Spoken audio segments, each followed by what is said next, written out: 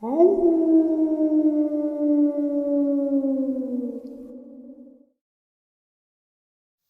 greetings and salutations, everyone. I hope everyone is still doing well, and welcome to this second half. Before we jump into it, a couple quick links. As many of you know, I rely on Patreon, PayPal, channel membership, and the merch to help the channel to continue to grow and go. Links to Patreon, PayPal, and channel membership is in the description below. Merch displayed directly under the video.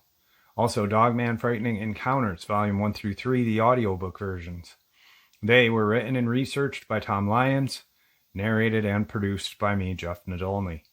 Those audiobooks are available on Audible, Amazon, and iTunes, links to which are also in the description as well. And finally, last but definitely not least, if you'd really like to help support this channel to continue to grow and go, simply subscribe. It does not cost a cent. Click the like button, takes half a second. If you don't want to miss out on any of the informative uploads I put out daily, click that bell icon, and folks, please leave a comment. Why? Well, because all of these things really do help this channel to continue to grow and go. And yes, folks, they definitely do matter. Now, everyone, I have taken far too much of your time. Let's jump in to the second half, shall we? All right, so for yesterday's end of the night, I did I shared the interview that I had done with Steph, and that interview had been mentioned by Mysterious Middle East, a person who I really do acknowledge as an amazing researcher and presenter. So I figured, hey, let's share it so people can actually hear the entire interview.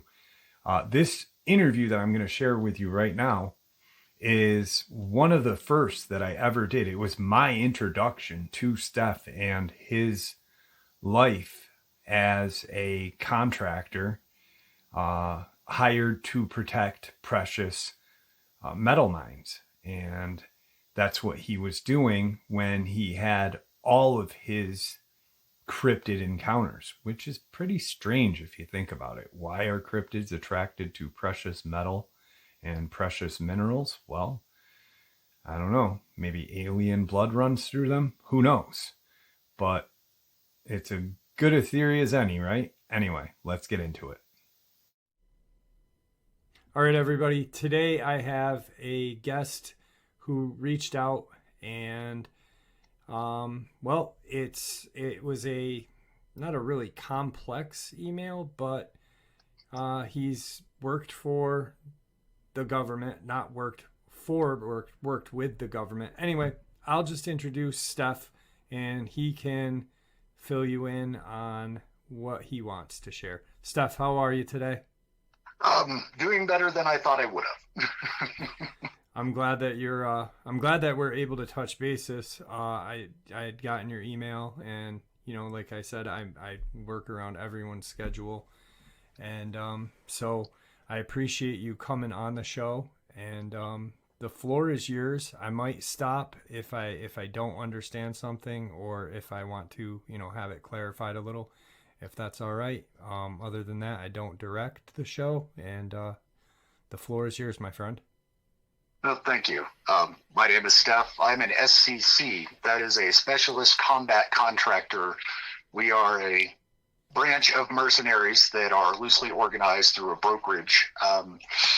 One of the things I'm going to talk about today, in 1997 in August, I was up in the town of Snare, which is now known as Wequiti, in the Northwest Territories of Canada. Our job there was to secure a diamond mine. We actually are there to make sure that the initial assay and excavation goes smoothly. We do loss prevention of ores from any groups. Most of the workers on the site were either imported professionals or members of the Dog Rib tribe, which is indigenous to the area.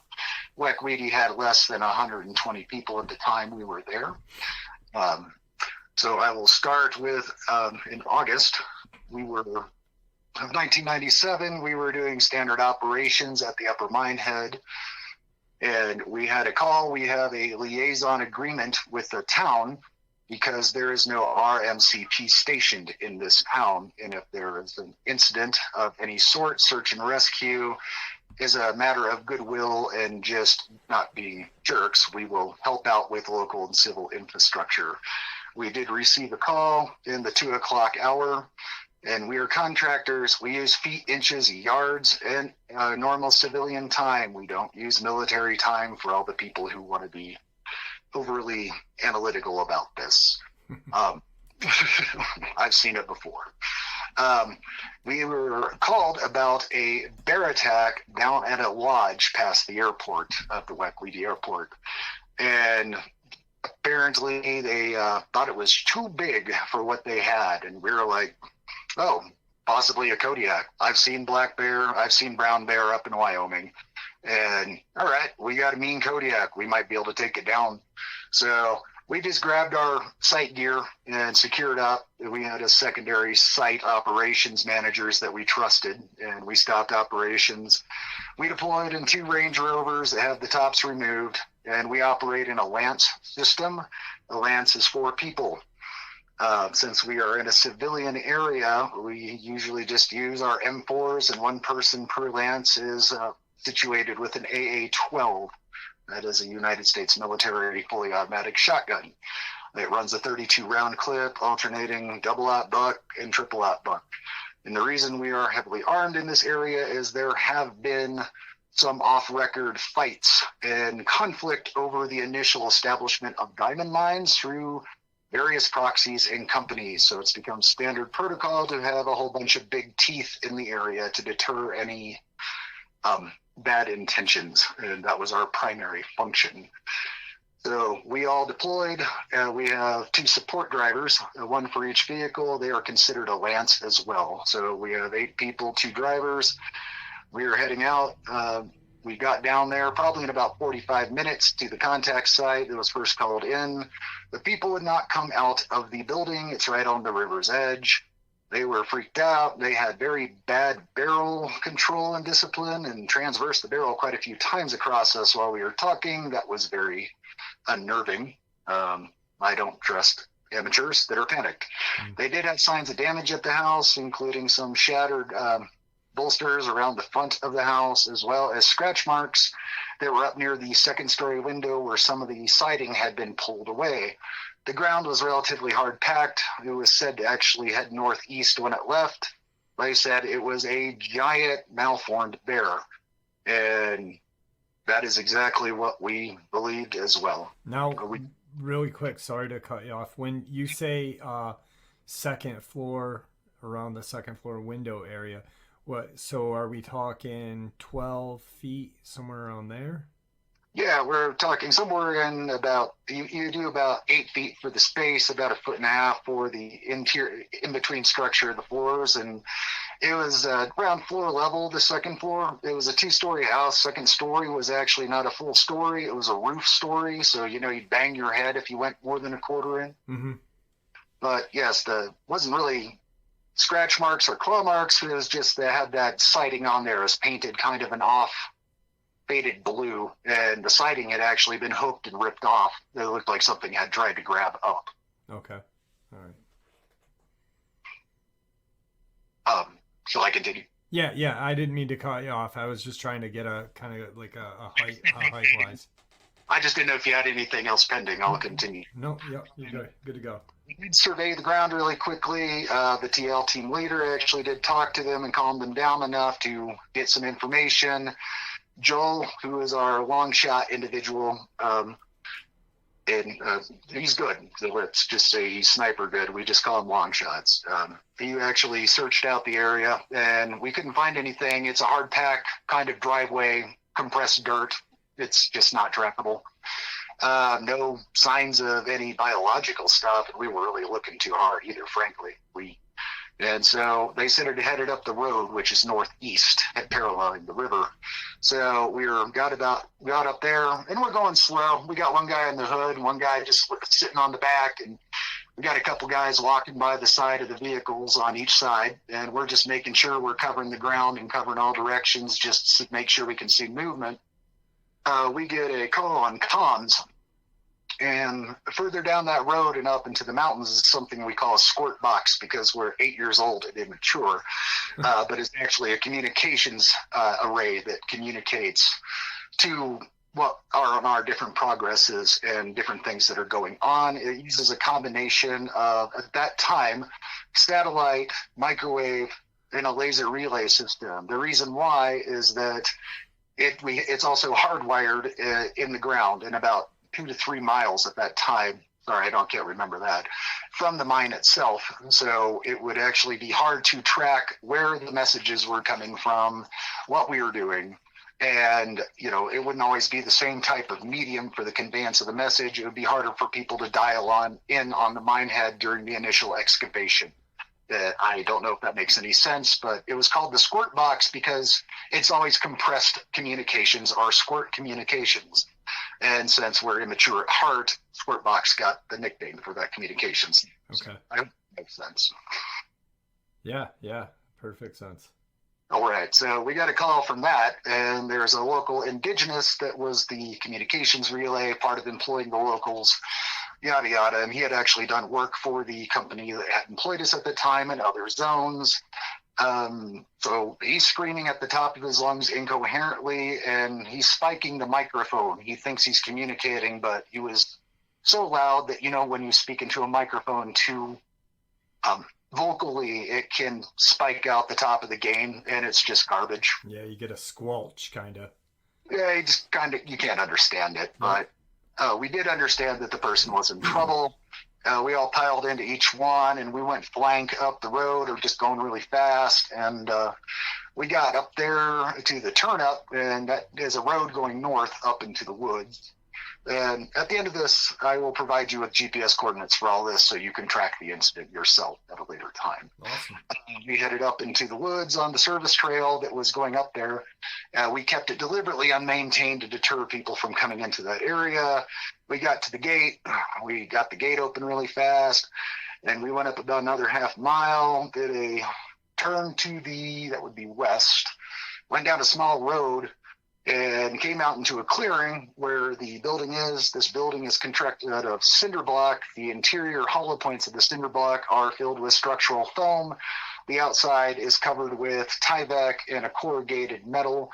The inside is then furnished with drywall and standard stuff. It's very warm. This has all the communication arrays on top. It is very secure. As we were pulling up, there is a large black object on the south side of the building. And it's not roaring, it's not screaming. And to me, I still didn't think anything other than, that's a big bear. Wow. And we still didn't really think anything was wrong, at least to my knowledge. And so we jumped out probably about 100 yards away. This thing had no focus on us. Strangely, it was leaning with its left hand almost to the top of the building, and with its right limb, arm, whatever you want to call it, it wasn't flailing wildly. It was pulling it back, almost like a reverse punch that somebody does in like basic karate, and slamming its palm forward into it. And it was also making this sound that sounded like somebody breaking a 6-inch dried pine branch while it was doing that. We jumped out, and we had both of the vehicles turn around 180 so we could have an exfil in case things went bad. That's just standard protocol. None of us were spooked. I mean, what we have 6 M4s with a 203A underneath with a CNC or a Claymore in a can. It's a giant 40 millimeter shotgun round for the underslung launcher because we can't use grenades and we don't want to set the place on fire. It's just silly. And great for being ambushed because a 40 millimeter canister round will turn a bear into vapor at 6 feet.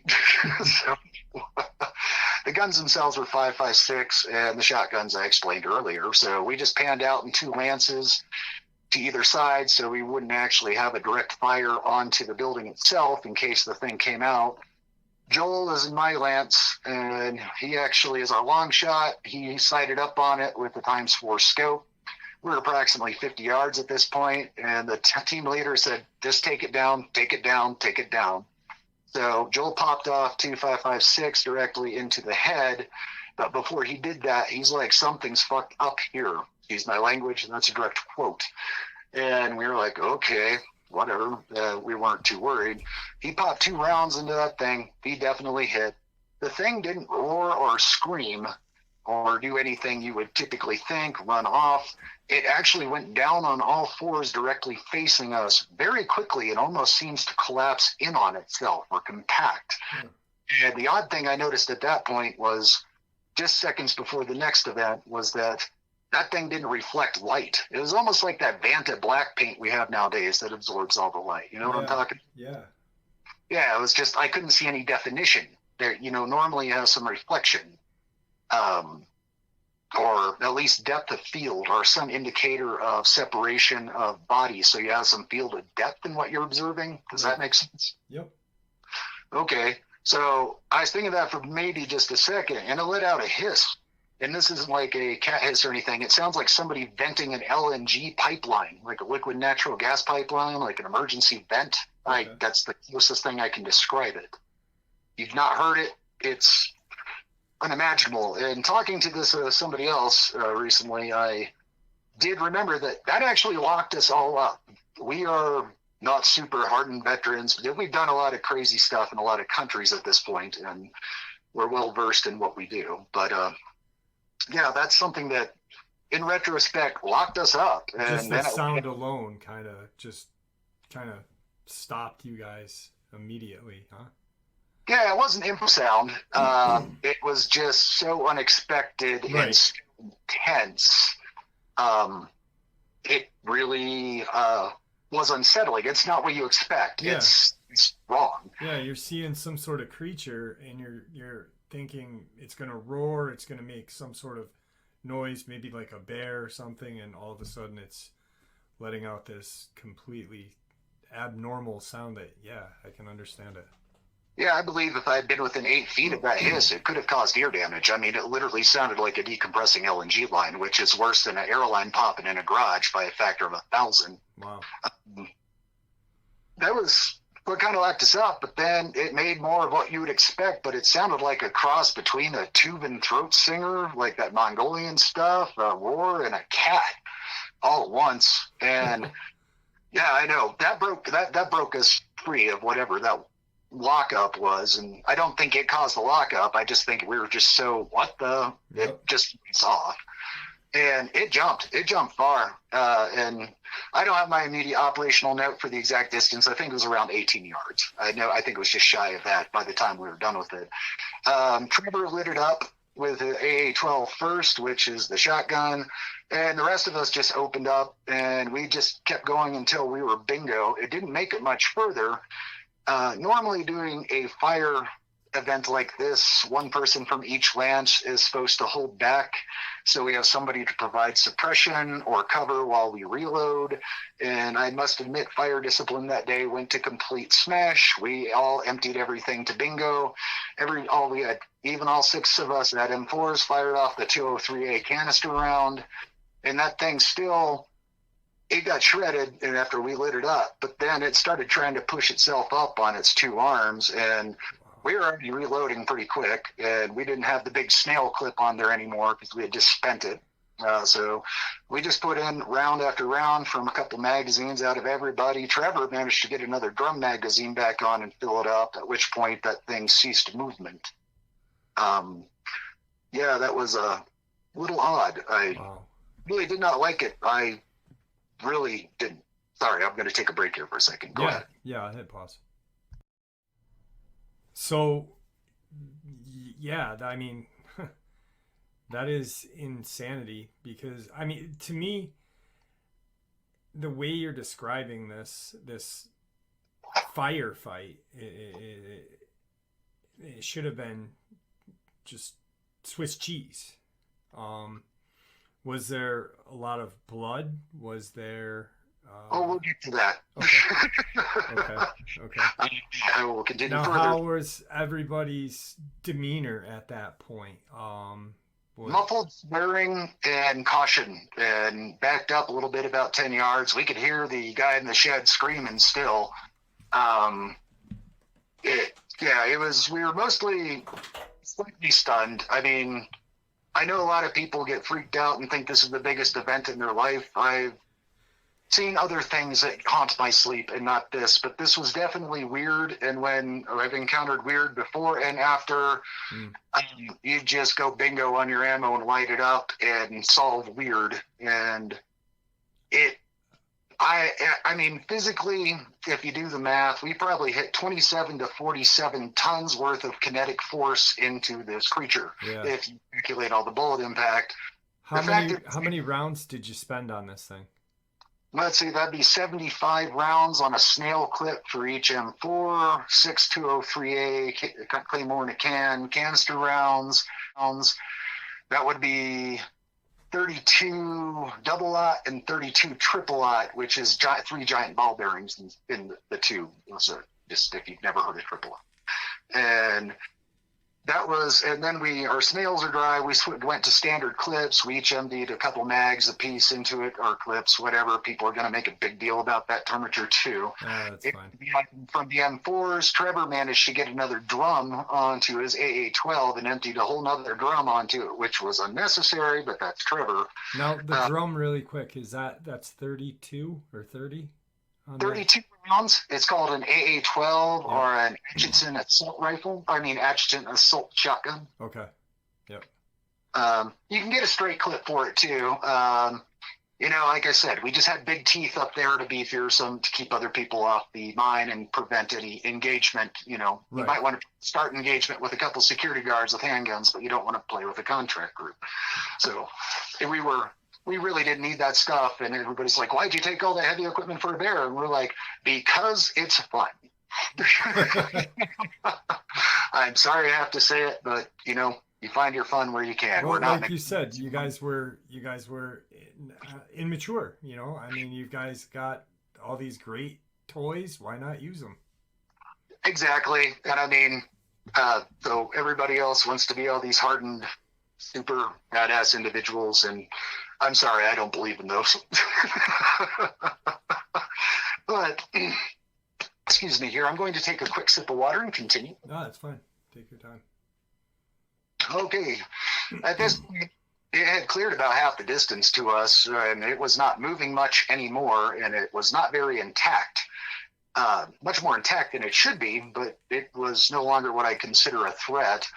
And Trevor ran over to the other AA gunner and grabbed a drum off him and reloaded. And we approached just so we didn't have interfering fields of fire to come and try to secure it. And once we felt that it was not a threat, even though there was some micro motion and movement, the other Lance went to the squirt box to actually get the guy out. And he was incoherent and inconsolable. So I was the actual medic for our Lance. We had another medic in the other Lance. He just hit him with field morphine and dropped him.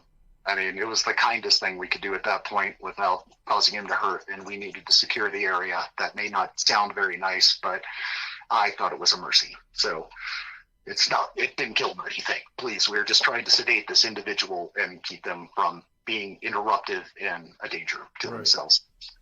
That person was taken care of. The TL team leader was on the squirt box, and he was sending out emergency messages. That's when I got my first look at the creature itself. Like I said, I'm the medical individual for us, and I saw make no sense. It was, all right, there's not blood. There is goop everywhere. It's a gray viscoid pearlescent goop. The bone structure, not a single bone was broken. Nothing. And that bone should have been broken because mammalian bones have about the structural similarity to green alder. In fact, I use green alder in test crashes in the major break zones for like femurs and ribs to emulate the exact fracture systems. None of the bones were broken. I mean, except the upper face and a couple pieces here and there. But they were more of the same tone of color, a grayish pearlescent. I can't really describe the color, truthfully. It just seemed to have some traceries of possibly green or purple or something in them. But the strange thing that was odd to me was the smell.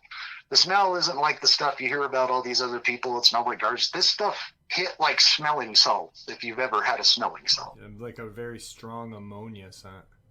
Well, it hit like it.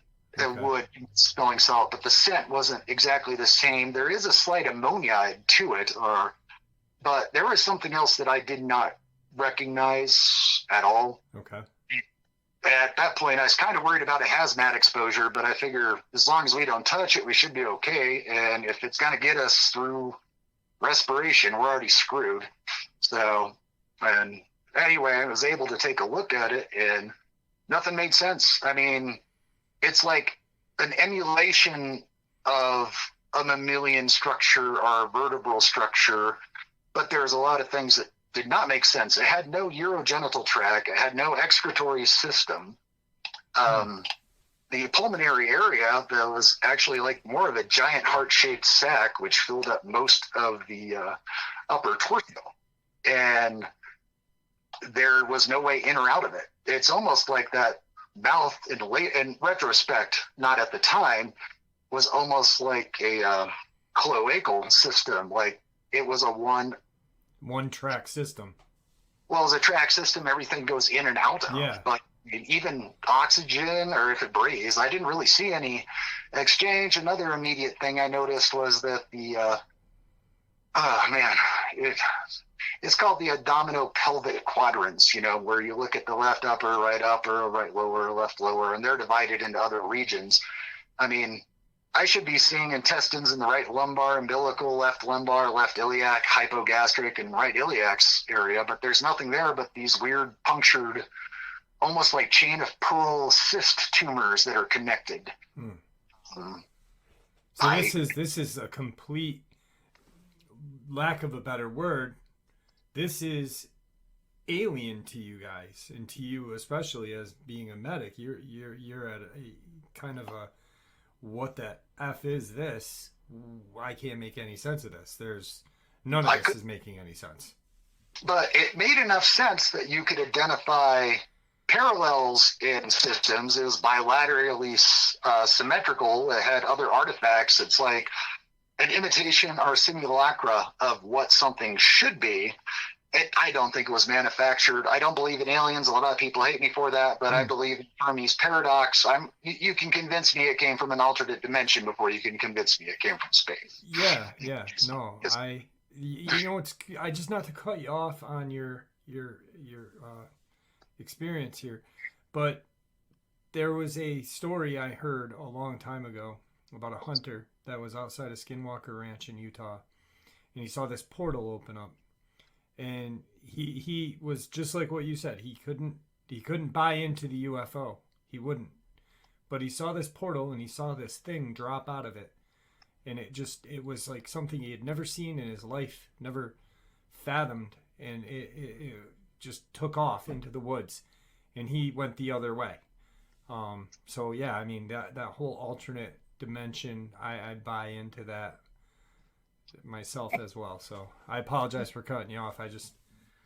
Not at all. In fact, one of my friends works in Boulder, Colorado in CU, and he was part of the Bose-Higg project they did there at CU. And they have some pretty crazy artifacts that come out of that didn't make open research. So yeah, I believe in that much more. So I'll start back at where I was in the abdomen. I went up to in the upper abdomen, in the right hypochondriac region to the epigastric region, in the upper quadrant of the left hypochondriac, there should be a giant liver. There just should be a giant liver there. There was nothing except series of that same chain of pearl cystic tumor-like system. And the weird thing is that in the different limbs and in parts of the torso, there were actually about 1 to 2 inch thick and about 6 to 12 inch long strands of actually what looked like mammalian muscle bundles, but they didn't have any fascial covering. So that was really odd. There was some things that could be interpreted as vascular connections, but that didn't make too much sense to me. Yeah. Go ahead. No, I was agreeing with you. Yeah. Like for what you just described, in case somebody doesn't know what pretty much what you're describing is a muscular, you're seeing like kind of a muscular system with no flesh over it to protect it. Is that basically what you were getting at? It didn't seem primary. It was just randomly interspersed muscle banding systems that I recognized as muscle banding systems. I'll talk about what I saw as possible muscles. In the arm itself and in the legs were a couple interesting artifacts, but everything was like an emulation of what it should be, but it wasn't. I mean, one thing I did notice that you might find interesting is that the coccyx was a smooth plate. It was not a segmented sacral thing. There was no indication of a tail. Okay. So I'm just going to say that, but there was no fur on the antecubitus, which is the inside of your elbow, and there was no fur on the popliteal aspect, which is the back side of the knee. Does that make sense? Yes. This thing was digigrade as well. When I say digigrade, it's what people incorrectly call the reverse or backwards knee. Yep. All right, the tarsus or tarsals actually came off the calcaneus or heel or foot, the calcanal area, and had extended greatly, but that's actually something you see in a lot of caniform, falliform, a lot of different animals. So it was definitely a digigrade. The gluteus medius and minimus were almost non-existent equivalent thereof, and the maximus was actually relatively attenuated if that's what it serves. So to me, that really does indicate that it doesn't walk upright normally. That is something that would need to be developed for upright movement. Does that make any sense? Yeah. Yep. All right. Sorry if I'm getting too technical. I'm not trying to be show-offy or anything. No, it's fine. It's fine. Okay. The hand itself was a little bit odd. Do you know what the extensor retinaculum is? No. It's the actual fascial band that goes around the wrist and keeps all of your tendons there. Okay. It looks like a giant ace bandage made of fascia going around your wrist. And fascia is a lipid crystalline protein binding substance that actually keeps our muscles in different parts of us. It's like on the back of a pair on some ribs when you're cooking them up, the silver skin, they call it. Yeah. Yeah. Yeah, that normally should be a band. This was a fascial-like substance that did not go around in just a band, but had a whole bunch of abnormal and extensive attachments and anchors, which to me make no sense. Obviously, they had a function. And there are more of these bundles that look like the equivalency of clear muscle, but they weren't banded or striated. They seemed fluid-filled. So the hand itself on the dorsal aspect or the back of the hand was very thickly furred on one of the hands. I was able to observe one of the hands apparently had been used to shield its body, but did not fare too well. Another interesting artifact is that I think it was Brent noticed that the interior fluid gel, whatever system we're dealing with here, was actually about 3 times thicker than ballistic gelatin. And since Brent was the one who poured all of our ballistic gel test blocks, I'm going to trust his assessment on that, if that makes sense. Wow. So that's very thick. That's almost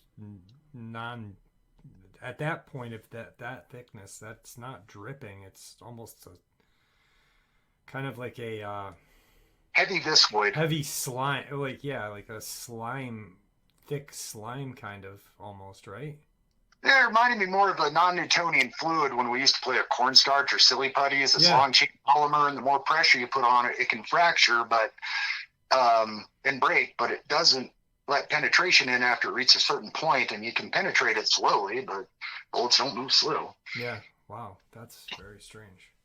Well, the most strangest aspect at this point was that it wasn't me who noticed this. I must admit I'm the weird one. I'm digging around in this thing. It's got the A12 trained on it. I'm praying to God he doesn't shoot me. But somebody noticed that the actual for lack of a better term, skeletal aspect of this is actually shrinking in mass and size. It's and the skin is peeling back and breaking into a series of rhomboids, hexagons, and kind of extended diamonds, and the whole mass is actually, for lack of a better term, sublimating. I couldn't see anything coming off of it, but it was definitely sublimating and disappearing. And the smell was foul. So the But carcass, just so the carcass itself is pretty much just like kind of like imploding on itself, like kind of just sucking, just no mass at all. Eventually, I'm guessing, right? it just seemed to be more sublimating. Like it wasn't immediately observable till somebody pointed it out, and it started accelerating a little bit. But Interesting. it wasn't imploding. It was just kind of sublimating, like snow instead of melting, just evaporating in the high country or something, Okay. but much higher rate, which was, I didn't notice that, but somebody else pointed out, and I'm like, yeah, it is. And it's literally the stuff is falling off the body. And that's when I noticed the femur. The femur actually had one femur was longer than the other. And after a bit, one of the femurs started twitching and pulled in and contracted. There was for lack of a better term, groove sliding femur assembly, like two side-by-side plated interconnected objects, and it was covered by a massive fascial bundle, or equivalency thereof, with that. It has kind of a diamond texture of overlaying layers. I've never done. I mean, I know what you're talking about on the back end of when you said the back end of the ribs and stuff like that. I know what you mean by it. Definite texture, pattern, and grain that you can discern. This actually more looked like wrapped fibrils. And do you remember back in '97 when the Spyderco knives were all the rage? Yes. Yeah, I had one of those at that time. Yeah. And I popped it open, and I tried to hook under one of these strands on the fascia equivalency, whatever. I'm just going to call it fascia, okay? Yeah. And hooked under a strand, and I couldn't hook the strand, so I started trying to saw on it. A serrated edged Spyderco knife, and I just use this for little projects. I had my big SRK. If God forbid, I have to use that. It could not cut through that, and so finally I managed to free up one strand and work the tip under it, and I hooked hooked the knife under, pulled back as hard as I could, and I didn't want to cut myself if I let go, so I was just bracing myself. And after about a minute of wiggling back and forth in one of these serrations, I manually managed to cut that strand. The strand was actually not like a hair strand at all. It was probably about like a half, I don't know, I'd probably realistically say 1/4 millimeter in diameter. But still, that was amazing. I mean, I couldn't just run the blade back and forth and cut through the fascia. And for the I've never heard of anything outside of the insectoid kingdom that actually had any sort of grooved side-by-side sort of structure like that. And even then it wasn't similar. So if this thing has extendable or shock absorber like legs, that is an artifact I have never heard of. I have never seen in any other animal type. Wow. And that's the weirdest part. That was the weirdest part of the anatomy I really noticed, of just like complete xenic or out of place artifact. Yeah, yeah. So the legs almost had built-in shock absorbers. It could be shock absorbers, or, since I don't understand if they were a contractile or expansive mechanism, maybe a jump. Yeah. Wow. And maybe that, I mean, like you said, it had jumped at you guys approximately, 18 yards? So yeah, just shy of that. That's incredible. Yeah. Now, when you had seen the hands, how were there claws? Could you see if they were like bone or anything? Yeah, that was weird. Now, the hands were built a little bit differently than a mammalian hand. I mean, we're actually missing the outer phalanx of the fingers, so they're missing a joint, and it's not a modified joint or rescinded joint or fused joint. There's only two major what would pass as bones, and mounted on either side of these was a much harder material that was white, which you would really think was compressed keratin, but it sure did not look or act like it. And it was shaped very similar. At the time, I couldn't compare it to anything, but later in life, when I was in Africa, have you ever heard of a wittebug bush? No. It's got some really nasty, long, curved thorns with some very odd planage on them. And the closest thing I can say is those claws looked like wittebug thorns. Okay.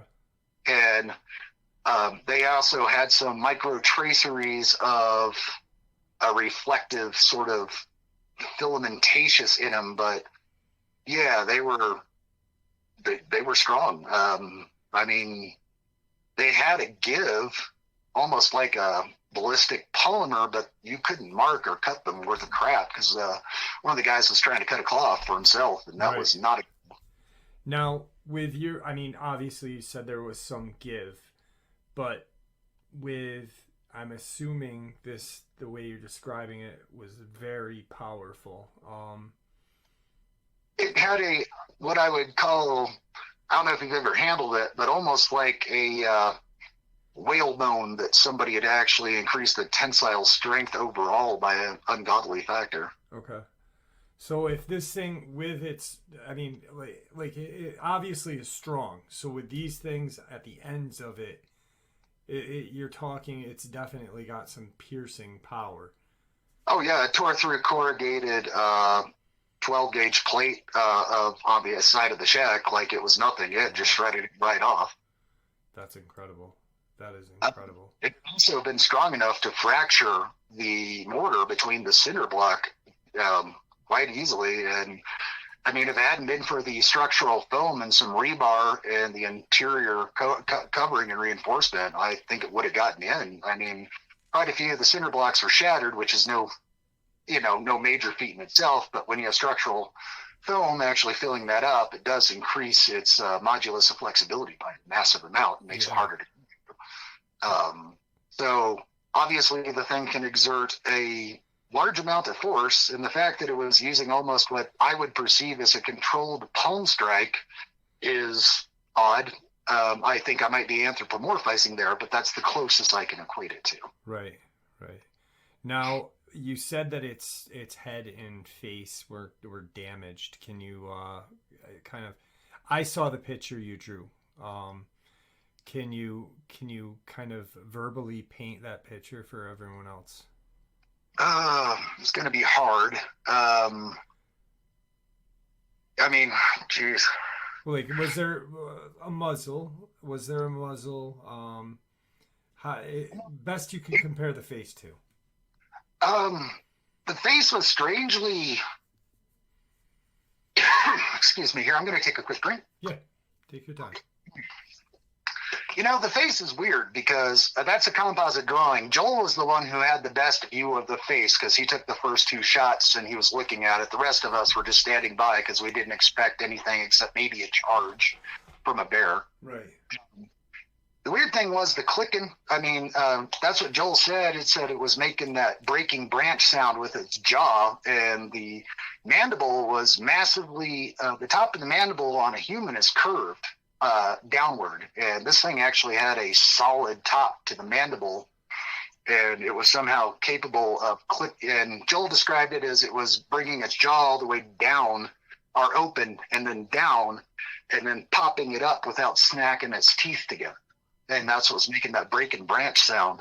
And so I wish I could confirm that. I could only hear it. I didn't have the biomechanics that he was able to observe. Right. And another weird thing is the zygomatic arch. You know, it's where the bottom of the eye goes across to the top of the ear, and it breaks real easy, and it's kind of got that concavity in the skull on the side. Yeah.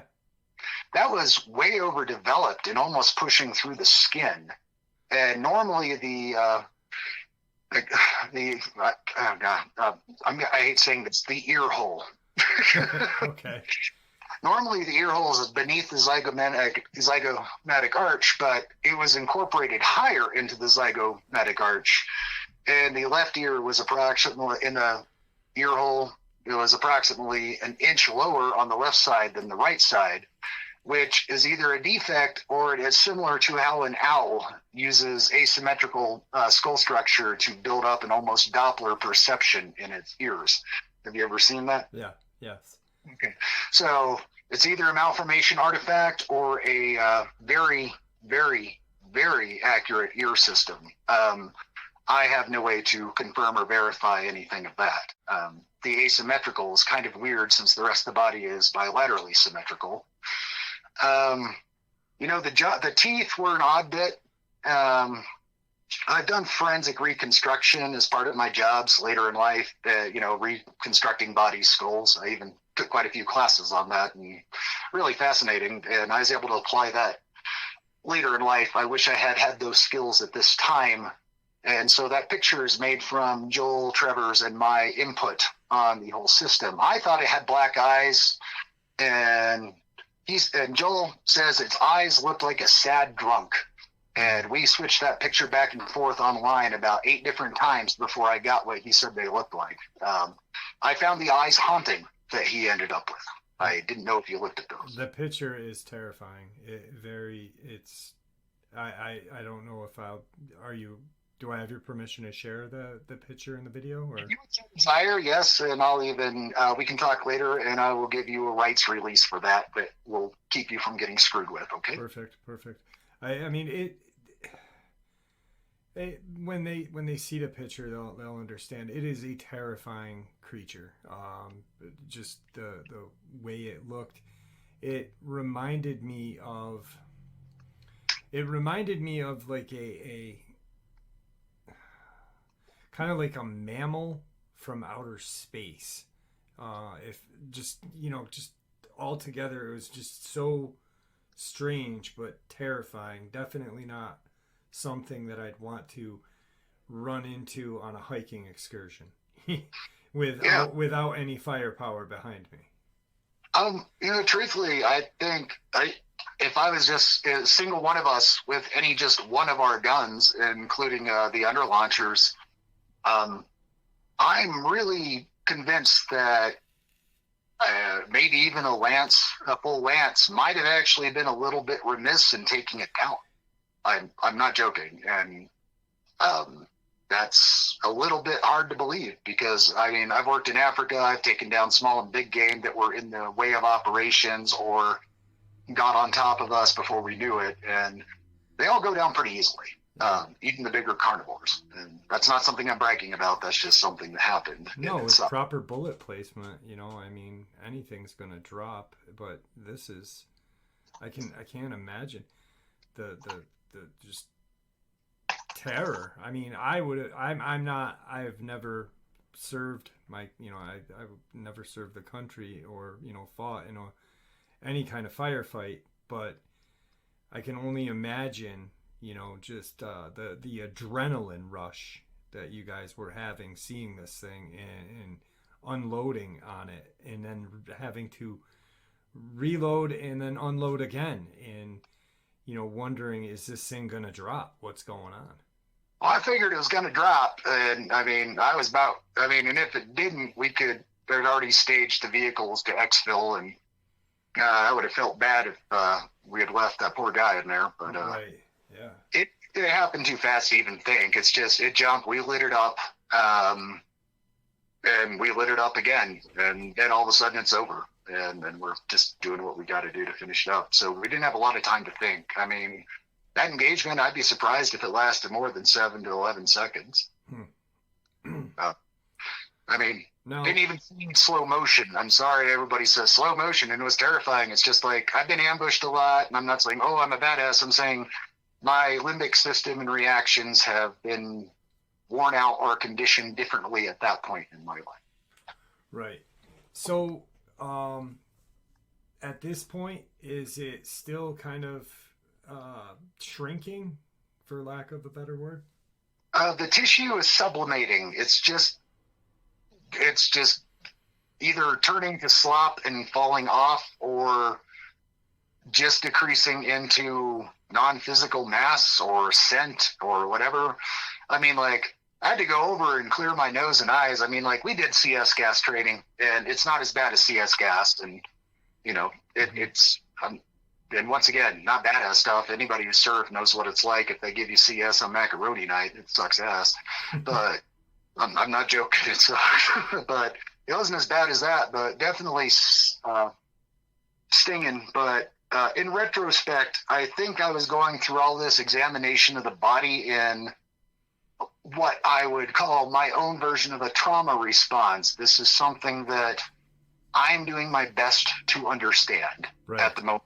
And I think I was using my investigation to block any processing that other people were going through, panic, or just like what the WTF is going on?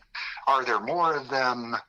And, just everybody is trying to self-soothe, which sounds funny for a bunch of people like us, but everybody does that regardless of who Right. you are.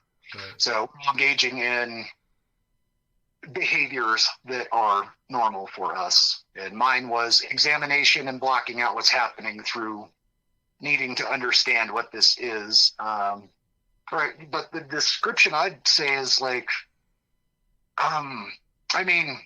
sure, it looks caniform in one way, or like dog-like, and ursiform in another way, bear-like, but it also has almost a Neanderthalic appearance, but not quite. Right. But then you also, and Joel swears to this, and I can't, he said it had whiskers like a rat.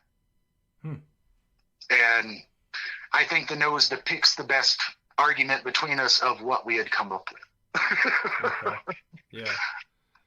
The teeth were odd. The lower mandible was relatively intact. We had really punched in, and the only calcium artifact was a partially, I can't even describe it. It's like the parietal bone and the frontal bone were made out of what I recognize as calcium, but they didn't have any coronal sutures or dentil sutures, the connecting parts. Right. That indicates plate growth of the skull. I would call a brain structure, more of the same odd structures I'd seen through the body. There was something that could pass as a brain stem, but it was massively developed and would be about 3 or 4 times the size of a normal brain stem and operating up to where the pituitary gland would normally be, but is massively overdeveloped. Like it was just a hyperamygdala or hypothalamus sort of situation. I don't know if that's right. Once again, I'm anthropomorphizing a mammalian structure onto something that's not recognizable. Right. Yeah.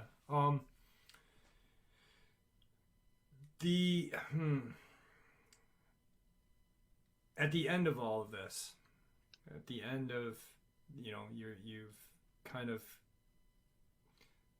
looked at it, filled your curiosity. That's how you dealt with, your adrenaline rush and everything that it was going on. Your just way of dealing with everything was you kind of investigating this thing. How was your team? How were they? What was like the discussion kind of after? Like, were there any theories of what this was, where it came from? Well, we're only at the halfway part. The interesting part is TL had managed to get through, and we were told to stay on site and that there would actually be a helo to come pick up the remains. And we're like, okay. And everybody's like, why didn't you take a picture? It's like, this is 1997. We had a camera, a digital camera that could take 32 pictures at like 3.2 megapixels back then at the site. And we thought that was pretty badass. And that was only for insurance stuff. They're not very common. So we're like, okay, right on. And by that, later on that time, I basically secured the area, and I forget who brought it up. He's like, maybe there's more. And I'm like, I didn't even think of it till that point. And I'm like, oh, crap. So we brought the vehicles closer within 10 yards of the building, still on an exfil facing. And, we just tried to do whatever we could do to get a better view. We actually got some of the work lights out of the thing and got them set up. And we were going to tell them to screw off. We're leaving before dark. And but luckily, and it's August, so the days are still pretty long up there. I mean, when you see where this place is, you'll understand how far north we were. But Bell Defender Modified came in from that would be southwest, which would probably put it coming out of Yellowknife. And it's a modified Bell Defender. It's a really nice helicopter. It had 4 barrels and hoop holders on the side of it towards the rear of it. And we had already been told to actually indicate an LZ. We had within about 50 yards of the place, and they landed there. And a guy got out, and there was a pilot, and they had four big old bucks there. And later on, when I heard them talk amongst themselves, they definitely had an American accent. They were not Canadian, but the individual that came out identified himself as a member of the Royal Canadian Mounted Expeditionary Force, and he was a Royal Canadian Mounted Expeditionary Officer. And I'm like, who the fuck are you? And he's the swearing, but none of us are having that crap, and TL was keeping everything modded up, and frankly, I'm kind of the face man of the group when it comes to talking, because I got a quick mind and a quick mouth, and I understand things, and I've taken many withholding interrogation techniques or information techniques. So I'm good at reading body language, pupil dilation, vasodilation, or flush on the face, stuff like that. I'm not saying I'm mystical. I'm just saying I'm better and quicker at it than most. So I usually deal with stuff like that. And the guy wasn't in uniform. You remember those old blue puffer parkas they were dark blue and they had the orange and yellow stripe on them? Yes. Or in the 70s or so. Jeans. He had a small toothy little hat on and some kind of like, they were like a cross between an old moon boot and a new boot, kind of like they had at the 80s and 90s. Okay. And the guy looked like he got dressed in a hurry is what I'm saying. Jeans. I mean, this guy wasn't in uniform. And these four big bucks get out. And our team's pretty big. We average 6'4" height-wise among all of us. We're all big people. But they had sidearms. They had racked weapons in the chopper, but they weren't being aggressive. And they gave a couple nods. So they're like, okay, probably a Velcro patch group, which is slang term for a special forces person who puts off and on different patches for whatever job they're doing. Okay. And that guy came up and he started out friendly, and I said, who the fuck are you? Once again, excuse my swearing. And he was identified himself, and I never heard of you. And I mean, I need confirmation. You're not from our company. And he's like, rolled his eyes, and I was like, I pulled the TL over. TL went over and confirmed everything. And we were given directions to assist. And we were like, okay. And so they brought out a miniature, not like miniature, but probably half-scale Jaws of Life with little power unit. Two guys are carrying the front and two guys were carrying the power unit. They walk up to the corpse and they just start cutting that thing up. And once they get that thing set up next to it, two of them go back to the helicopter and take down the hoop barrels, the barrels on the hoop holders on the back. And they're the blue bio barrels. They're, you know what I'm talking about? They're blue rounded barrels with locking hoop staves on them. Yes, yep. Yeah, and those are the non-reactive plastic hazmat type. I have a hazmat background, so I knew what I was looking at. And so did quite a few of us. But they'd put those down on the ground. They were cutting mid-bone on everything. They were just sectioning this. This was not a dissection. This was not careful. This was fast and expedient.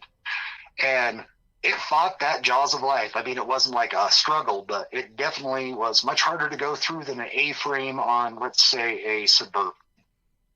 Wow. And they got all that section. They didn't fill each barrel all the way to the top. They filled them each. They put everything on there, and we're just standing back watching. And then that guy came up to us and wanted to engage and talk, so I got a bit distracted. But when I looked back, one guy had brought out a gas canister, and I recognized what this is from lab work. It's a nitrogen canister or an inert gas canister. I didn't have a label, so it could be nitrogen, which I think it would be, or it could be part of the noble gas family on the far right side of the elemental table. But basically non-reactive gas. They hooked it up to the top of the barrel, which I had not realized there's a displacement bung on it, meaning you can flood it with gas and push out all the oxygen, which reduces reactivity. Does that make any sense? Yes. So they did that and got everything hooked back up. But then that guy started trying to say, hey, like, we need you to sign all this stuff and blah, blah, blah. And I was like, yeah, screw you. And he's like, no, you don't understand. You can't talk about it. And I was like, you don't understand. You can't tell us what the hell to do. And because we're not Canadian nationals, we're actually here and we know more skeletons than you do. I mean, that's my attitude. And I actually said, fine, give us, each of us, $10,000 a year for every decade we shut up. And he's like, done. And he left. And they got everything loaded up. And one guy came back out, another guy came with him, and they actually have a flame projector. It's a small version of a flamethrower. Yeah. it doesn't put out as much fluid, and it's much more vaporous. But the flame was green on the bottom, yellow on top, which at the time mystified me. I later on found out it was boric acid in the solution that actually made the green flame. They literally burned out that whole part of loam. We gave them a hand kicking up the loam and getting everything into a pile. They burned it some more, and once it was rendered down to what they considered acceptable, the other guy came in with a CO extinguisher, which back at that time was a pretty expensive unit to be wasting that much of it, and put it out, did everything else. And they actually got out of there. And the TL at that time had taken over after I talked to the guy, and they were having their own conversation. Everything got packed up, everything got together. That guy got in, and they took off back to the southwest. And, so I'm going to assume they're headed to Yellowknife. Everybody's like, well, they could have been going somewhere else. They're a secret base. And I'm like, I don't know. They went southwest, and about the range of that Defender is probably about 3/4 spent on a round trip. So I doubt they're going to do anything fancy, and there's no point in being deceptive. Right. So technically I can say I've honored my agreement since that was 1997 to 2017. We each of us did receive that $20,000 in the form of a bearer bond. And the bearer bond was under the Bursar of Canada. And that made no sense to us, but now I understand how they launder their black ops money in certain situations. A bearer bond does not, we have agents which will cash our bearer bonds in Luxembourg. We do have to pay an import tariff tax fee on the currency at 17% as opposed to a full income. And it's not particularly traceable. Nobody screws with us because that's how corporations and other people launder their money in a legal manner, I must stress. So nothing too fancy there. Everybody thinks that might sound mysterious. It's not. It's just kind of par for the course. We get paid in bearer bonds or Circle Ks, and Circle Ks are the old Krugerrand gold coins. So, yeah, I can say I've honored my agreement, and I can convey that information. At the end, we broke down everything. We let them know that the squirt box was going to be offline, and they actually agreed on that. They said they would send a team in to repair. We were given orders to head back to the mine base, which we did. We took the individual with us to his relatives in the town and explained that he had been under an attack of some sort of animal. And yes, we covered it up for the individual because we did not need to know that. But they called us out on that, and because the guy is, like I said, an indigenous dog rib member, part blood, and so we eventually said, fine, this is what it was, and the guy identified it by the Paleo Inuit, which is actually not the Inuit language; it's the core language that most of the tribes came from, and they actually call it which. It doesn't translate directly, but the best way you can describe it is it consumes blacker than black. And that would be the best translation I could give to you. An interesting language artifact is that in Lakota Sioux, the word bluer than blue is dio, but very little of the language structure is close. So I just wonder if that's a coincidence or an linguistic artifact that it transferred down. I'm going to take a break for a second and let you talk and catch up with questions. Yeah, I gotta that agency, the Canadian RMCP, how long? It doesn't seem like they were there that long to do all of this. I'm less than an hour. They did not exceed 90 minutes. Wow. So they completely, like you said, they were not being meticulous. They just wanted to get it into the barrel, and then they pretty much scorched earth, and there was no trace of anything left, and then gone. Yeah, it was very much like that. And like I said, a lot of people might think we're being uncool covering it up for the family. The family called us out on it, and we ended up getting some extra information, such as the name. Yeah, you got some. Actually, I do speak multiple languages. I have a good natural ability, as we've talked earlier off air, about how my brain works to do things. And I was able to, I know enough cryptolinguistics that I could extrapolate the language and pronounce what the individual said and extrapolate to what it was. And ete qua the yo is the actual name. You almost have to swallow the last two words. And I almost, later in life, I wondered if that might have been one of the sources or legends of the Wendigo. Arletigo, you know, it has kind of a similar history, but I'm just ballparking there, wondering out loud. Yeah, no, it's And really quick for the audience, this man, he was called Farwalker. He's part of the Rupert family because that area was originally known as Rupert's Land. It was bought by Canada. And so I just like for people to understand that this civilian individual never recovered from this event. He was given a stipend. He spent most of it in alcohol and did end up taking his own life approximately 3 years after this event. And for that, his death was never acknowledged since it was a suicide, and nobody's going to talk about it due to the fact that he was involved in such an incident. And I haven't done a lot of good things in my life, mostly necessary, but I would like for people to at least know that Farwalker Rupert did die because of one of these things and the trauma induced with it. And that is the only memoriam I can offer him. And if anything out of this whole thing you're interested of, I'm not a religious person, but please ask for that individual's soul to be restful if it is not. And I'm sorry, that is as religious and spiritual as I get. Yeah, no, I understand and agree.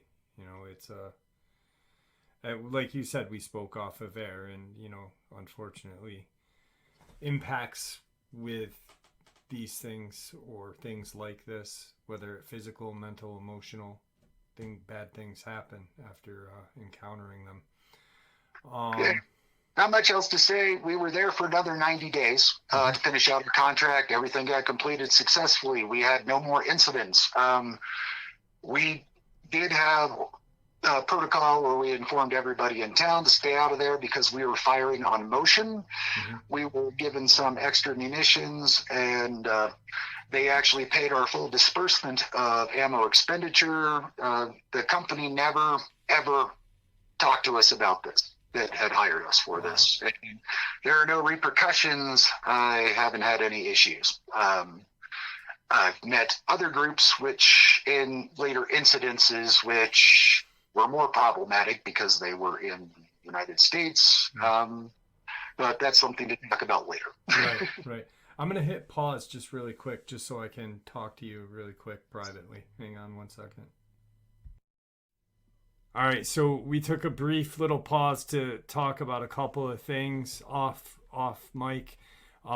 Steph, you wanted to kind of share a couple things with us. I guess I had one question to kind of end my end on it, and then you can go forth and share what you wanted to. What was the basic consensus of everybody? Was there kind of like where this thing came from?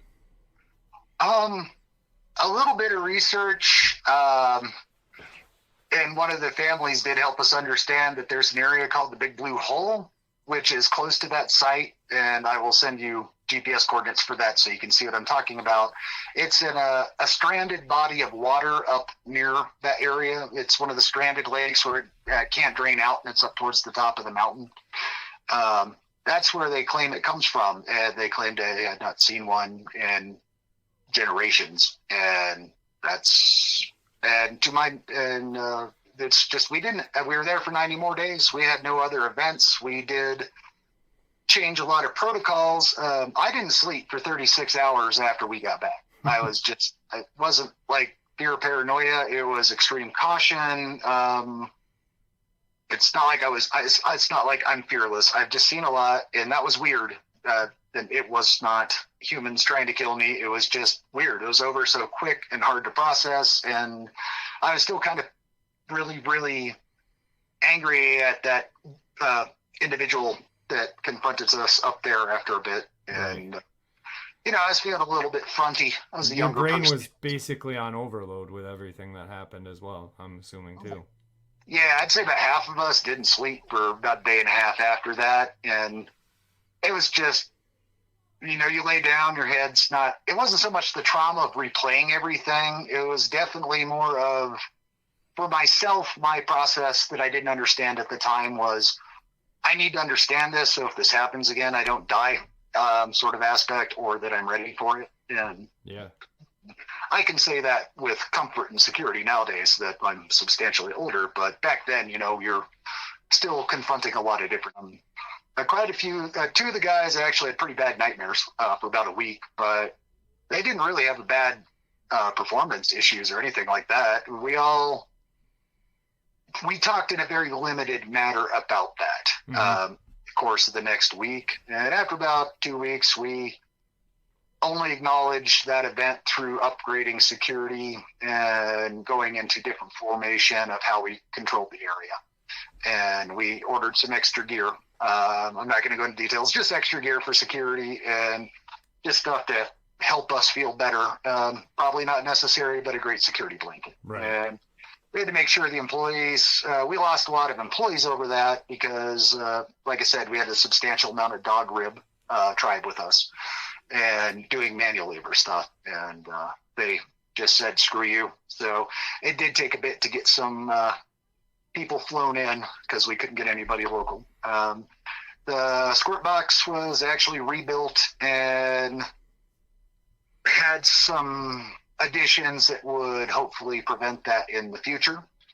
And we all completed the job. Like I said, got our disbursement, got our extra $20K a piece, and that was that. And we never got confronted or asked on that. There was no after action report asked above and beyond for our employer, which they sometimes do if something weird happens. But the aftermath was relatively unremarkable. I mean, really, from about 3 o'clock to about 8 o'clock, maybe 2 o'clock if you count our initial deployment. But I mean, and in that, there's like a 7 to 11 second sort of burst, and there's stuff leading up to it. 7 to 11 seconds of sound and fury and reaction, and then a lot of processing, and then things tried to go back to normal. So, I mean, when you analyze it all the way out, very brief and short. And once again, I know I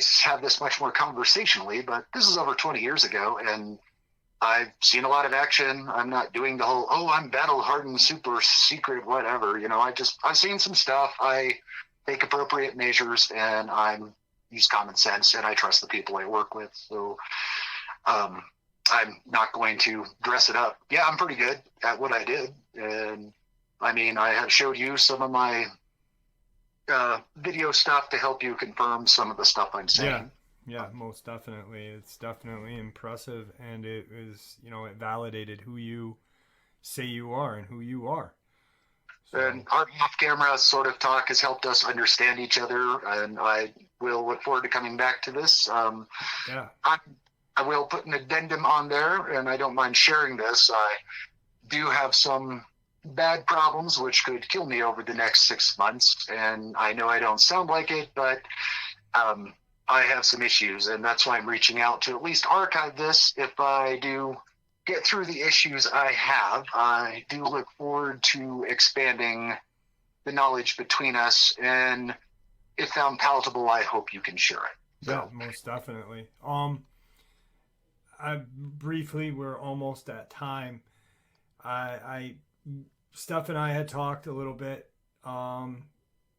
If he feels and he wants to come back, he's more than welcome.